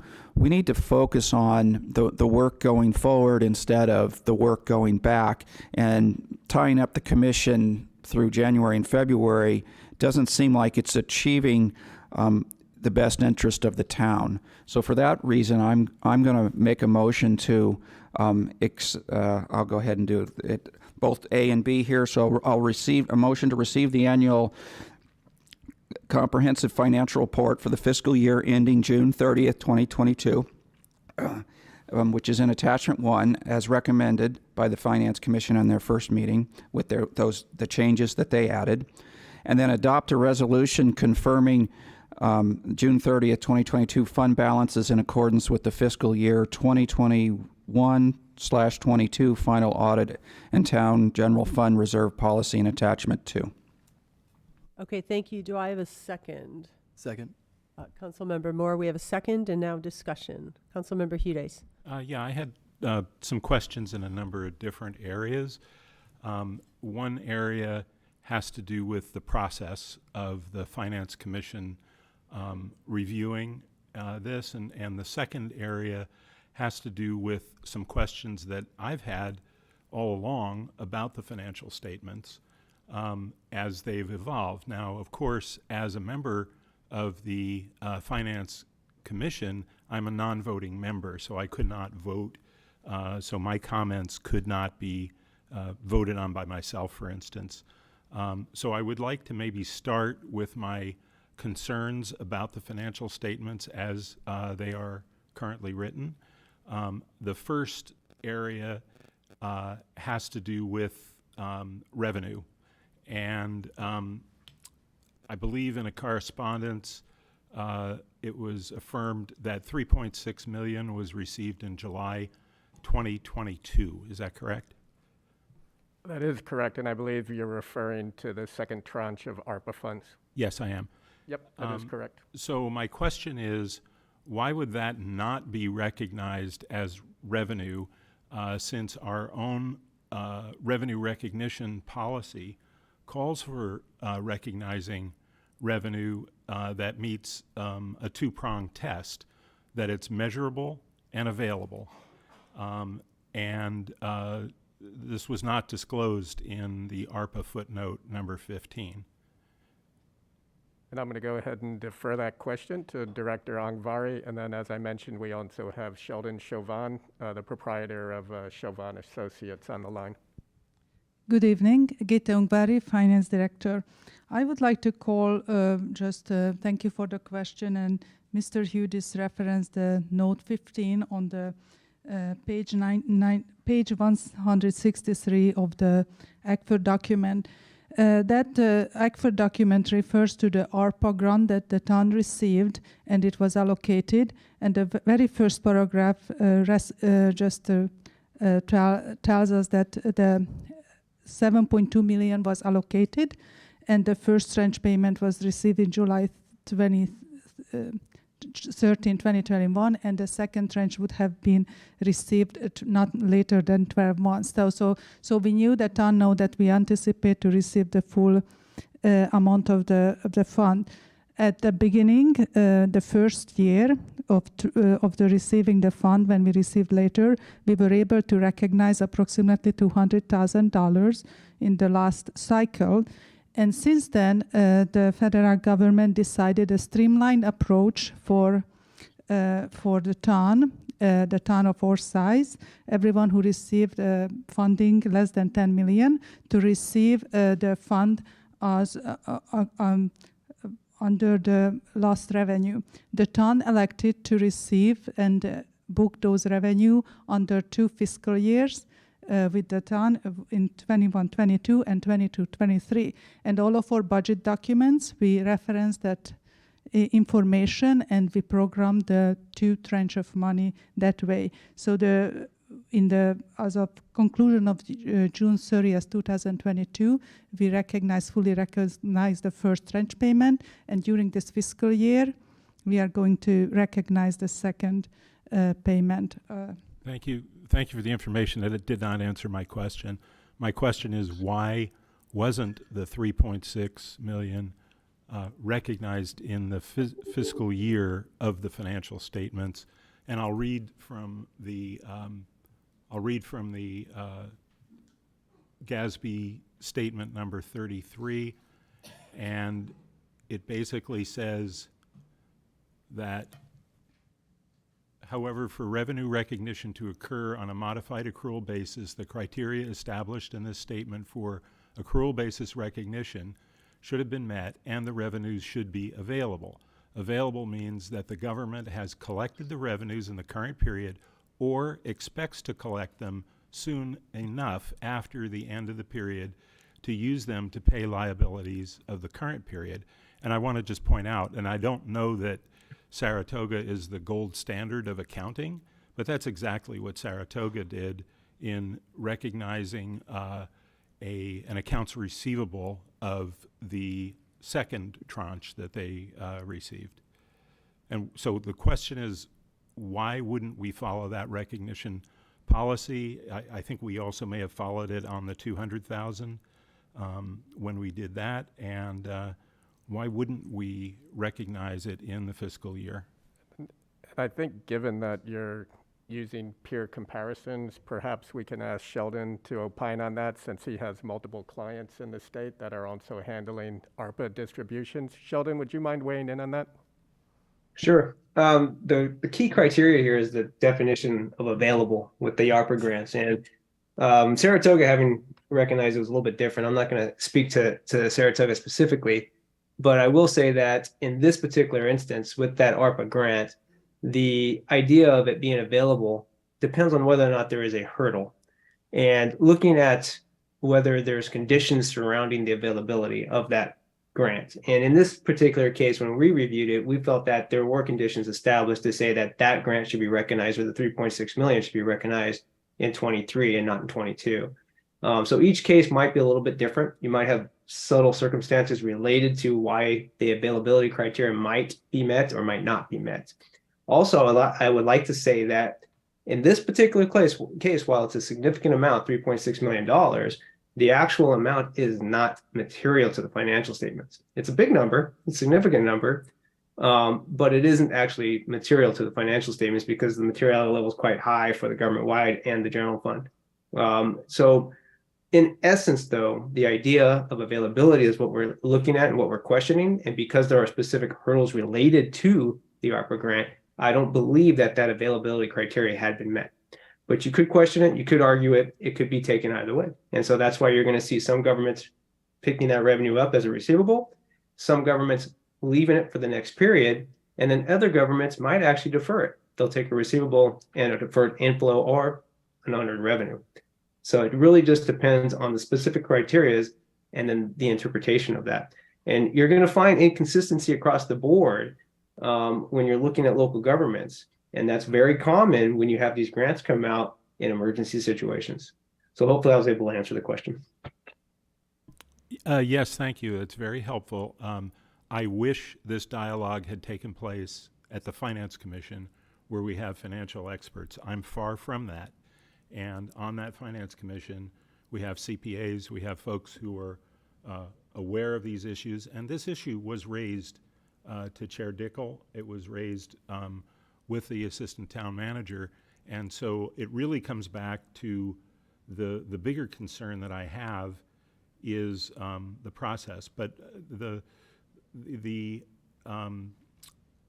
concern that I have is, and I'm just asking it as a question, the documents that the Finance Commission was working from, didn't they contain a material error in the footnote 10, which confused, I believe, an expense and a credit, and that total added up to approximately a $7 million error? Wasn't that in the documents that the Finance Commission reviewed and then was again presented to the Finance Commission tonight, that same error? So in terms of note 10, you can see. I can actually answer a part of that question. I don't know about what was presented to the Finance Commission tonight, but what ended up happening in that circumstance was we originally had a disclosure of just the pension credit, right? So what happened in this particular year, the measurement period for the pension plan for both safety and miscellaneous included some significant gains that were in excess of the estimated earnings. And that measurement period impacted the June 30, 2022 audit. And so the original disclosure, we wanted to show the pension credit. And then as we're going through and we're reviewing and we're updating, there's a lot of different versions going on there. We realized that what we really should do is either disclose both the pension credit and the pension expense or one or the other. It became confusing. And so therefore, I recommended to Geeta at the last minute and during the Finance Committee meeting that we just go with the pension expense because it's going to be confusing in the notes if we're going pension credit and pension expense or back and forth. And so I think what ended up happening, though, is that the management's discussion analysis needed to be more thorough than that. It needed to be more than just the pension expense. It needed to discuss the pension credit. And she was doing that. It just needed some clarity. So in that perception, though, when someone looks at it and you don't know that we're disclosing pension credit versus pension expense, it can look like a material error. When in essence, what we're doing is we're actually trying to clarify and disclose two different numbers. And so we decided actually the only requirement was pension expense in the disclosures, but then in the management's discussion analysis, you could discuss both. So that's where the confusion came from. Thank you. It helps to explain the root of the confusion. But even tonight, the document that was presented to the Finance Commission had a discrepancy of about $7 million, but the one that was presented to the council did not. Isn't that correct? So I believe the Finance Commission received the updated Note 10 that the auditor is speaking to. What the Finance Commission did not receive tonight, and just to orient the council members, so we're on page 83 of the ACFR, or page 149 of the packet, and you can see the red line in the table there, and that red line was provided from the town auditor and was presented, I believe, both tonight at the Finance Commission and here this evening. Then when Sheldon was saying that we needed to then update the narrative in the MD&A, you'll find that on page 19 of the ACFR are page 85, and you can see that that's the updated language to try and help some of the confusion between talking about a pension expense at the same time that we're talking about a pension credit. And so you can see the red line there. The red lines here did not get picked up for the report that was attached to the Finance Commission tonight, but for the members who were present, staff brought it to their attention and directed them to tonight's packet for the town council, and the two members that were present said they looked at it and saw it. But once again, I don't know if I can allude to any discussions at that meeting, since technically there was no meeting. Yeah, thank you.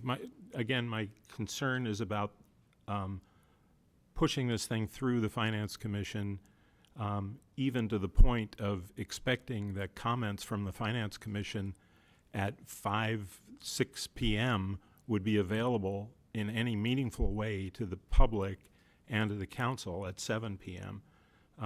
So, you know, I think the discussion about this discrepancy and the fact that that error continued even tonight, you know, in the part that I heard a commissioner asking about it, that would have been very helpful to have the Finance Commission engaged in that.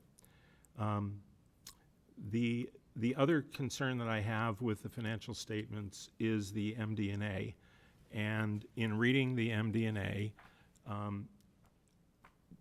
I found it insufficient in clearly delineating the one-time from ongoing revenues and expenses, so that we really can have a complete picture of what is the structural financial position, in this case, to understand our structural deficit.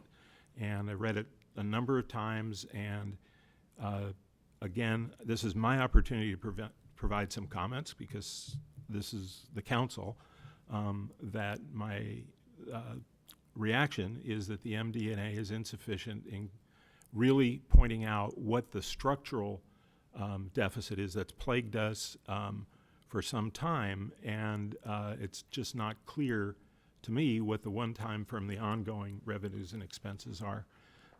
So those are concerns that I have with the financial statements.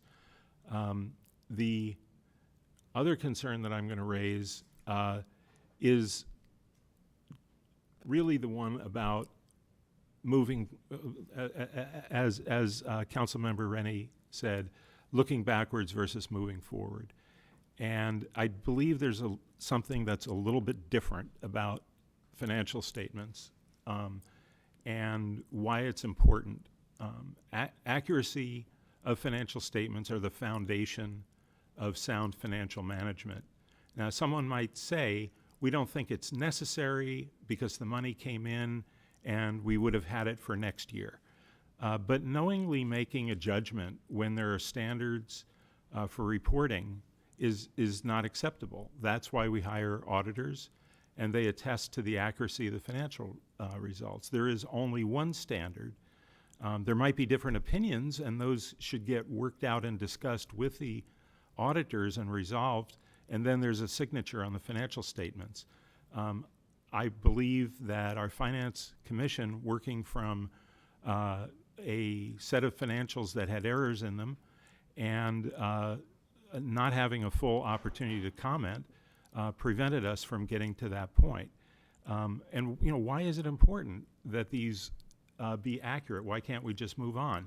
Well, because entities rely on these statements regarding the town's debt, and there are significant legal issues if there are misstatements in financial statements. And this is why we have a Finance Commission, and I believe that the process that we took essentially limited the Finance Commission in a way that they were not effective. And putting on this, you know, in my mind, crazy timeline of a 5 p.m. meeting for a 7 p.m. council meeting was just not respecting the spirit and the letter of the measure that created a Finance Commission.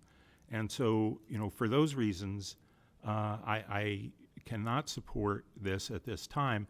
I would be open to continuing this item rather than voting no on our financial statements. But I'm not supportive of passing them with the issues concerning the Finance Commission and the issues of questions that have not been fully explored by our own Finance Commission and the experts that we have on it. Thank you. Other comments? Vice Mayor Badami. I have comments, but I'd rather wait to see if we have a second on Councilmember Rennie's motion. We do have a second? Oh, okay. We do have a second, so Okay. we're discussing I didn't now. see you to my left. Sorry about that. I would not be supporting the motion as well, and for the following reasons. I attended the Finance Commission meeting earlier today. I also have process concerns. There was lack of a quorum, and I question the purpose of the meeting. I'm concerned over the conflict over the ARPA payments not being recorded as revenue. I would like a better understanding of that. We received comments by Commissioner Park that weren't able to be addressed at the hearing today. Granted, they came in very last minute, but per his comment or letter, apparently he's been ill and there's been family hardships. So with that, I would prefer a continuance as well. I will weigh in and say that some of this was inflicted by some of the Finance Commission upon itself. This meeting could not reach a quorum twice, and I think tonight's meeting was set up by polling the members to find out who could be there, and so this was decided by members. And when somebody decides 10 minutes before a meeting starts to say they can't come, that really puts a hardship on everybody else when all that preparation is done. I also think that we heard from our auditor the reasons why, that there are a variety of ways to deal with money in an emergency, and that second tranche being designated for 2023, it makes sense that it would be there. I think it's a matter of opinion, and he pointed out that different municipalities do things differently.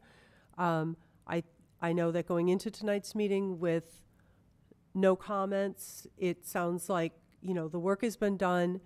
I feel like there's always going to be one more little thing, and it's impossible to do everything perfectly. I think that between our auditor and some members of the Finance Commission and our town staff, that we've done a very good job on this. And I think it's time to accept this and move forward. We have a budget to work on. We have a lot of other work for our Finance Commission and our Finance Department to move forward on.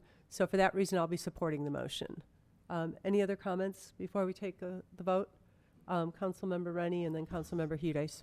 I can't let it rest. Councilmember Hudice was saying that there are still errors in there, and I didn't hear any errors. These questions that he brought up were sent to the Finance Commission. Some of them they decided to discuss, and some they decided were not big issues. We've got an extremely intelligent Finance Commission who had an opportunity to review this and did review it. And did not find that there were problems. You heard the auditor again tell you it's not material weaknesses. There isn't problems in there. I can't recall whether we discussed the structural deficit being in the MD&A, but Mr. Hudice was also there for the meeting, and he could have brought that up. And that was not a suggestion that was brought up in the meeting when everything was reviewed thoroughly. So it's incorrect to say that we're sending something forward that has any errors or problems or structural problems with the document, as was just proven with our discussion, our answers by our auditor. So I'm going to continue my motion. Thank you. Councilmember Hudice. I would just respond that I don't believe that characterization is correct of what I said. I did not say that there are material errors currently in the financial statements. I appreciate the information from the auditor. I believe that the rush to get the ACFR, to get this award, is preventing us from engaging with a very talented an engaged financial commission. And I also think that it's important to remember that these are volunteers. They're not paid. They're doing this, and they have expertise that they're willing to provide for the town. So to characterize their reasons for not attending meetings or being out of town, I think is completely inappropriate. And I just think this is an example of the rush that we are continually put under to do something. And then just to respond, I appreciate the mayor's comment about doing a very good job. Unfortunately, that's not the standard for financial statements. And so I think it's important for the council to understand what are the responsibilities in financial reporting and what are the consequences of issuing a financial report. And but the biggest issue that I have, and the reason that I would prefer a continuance, is that I think that this has just been incredibly rushed. And partly it may be because we have a new auditor, we have a new finance director. I know they're working very hard on this. I know this is a tremendous effort. But when issues are being raised, I believe we have a finance commission that can and should be engaged, and skipping the meeting tonight or not being able to have a meeting tonight is consequential, because there was an opportunity to get some substantial comments from them, since some of these things came in letters just in the last week. So again, my reasons, but I did want to set those things straight. Okay, thank you. Well, given that the calendar marches on and we have a lot of work to do, I think we have to walk and chew gum, and sometimes it might feel rushed, but I think we have to make decisions with the information we have at the time that we have it. So, seeing no further comments, I'll call the question. All in favor? Aye. Those opposed? Nay? Okay, the motion passes 3-2 with Council Members Badami, or Vice Mayor Badami and Council Member Hudes dissenting. And that looks like that's our final item. And so with that, I will adjourn the meeting.